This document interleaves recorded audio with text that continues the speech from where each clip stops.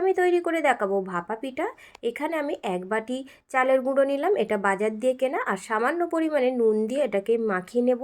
তারপরে হালকা উষ্ণ গরম জল, অল্প অল্প করে জল নিয়ে হাতের মধ্যে নিয়ে এইভাবে একটু ঝুড়ো মতন হয়ে যাবে, তখন দেখবেন জলটা পুরোপুরি মাখা হয়ে গেছে। এবারে একটা ছাঁকনি নিয়েছি, এর মধ্যে আমি দিয়ে এটাকে খুব ভালো করে চেলে নিতে হবে, যাতে এই চালের গুঁড়োর মধ্যে দলা পাকিয়ে না যায়। দেখুন পুরোপুরি চেলে নিয়েছি।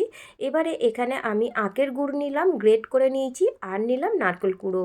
এই 3টে উপকরণ দিয়ে আজকে আমি আপনাদের ভাপা পিঠা রেসিপি তৈরি করে দেখাবো।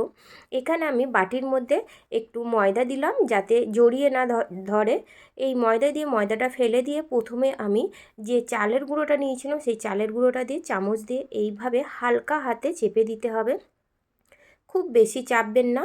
চেপে দেওয়ার পরে এর ওপরে দেবো নারকেল কুড়ো। এবার নারকেল কুড়োটা দিলাম, আপনারা এখানে বেশি বা কমও দিতে পারেন। এইভাবে আমি দিলাম, আর দিলাম আখের গুড়।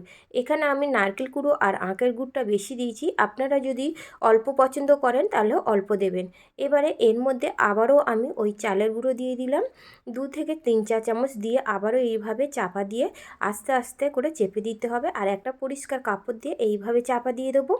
চাপা দিয়ে দিলে এটা কিন্তু খুব সহজেই উঠে আসবে। এবারে আগে থেকে আমি গ্যাস অন করে জল গরম করে নিয়েছি, একটা পাত্র বসিয়ে দিলাম। দেখুন এটা কিন্তু ঝাঁঝরি ফুটো ফুটো, তার উপরে আমি সাদা পরিষ্কার কাপড় দিয়ে দিলাম। এবারে যেটা আমি তৈরি করেছিলাম সেটা মাঝখানে দিয়ে দিলাম। মাঝখানে দিয়ে আমি বাটিটাকে হালকা হাতে তুলে নিতে হবে। দেখুন খুব সহজেই উঠে আসবে, আর এটা পুরোপুরি গলি রয়েছে।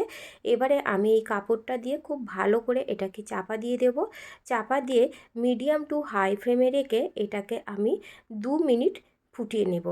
2 মিনিট ফুটিয়ে নিলেই দেখবেন হয়ে যাবে।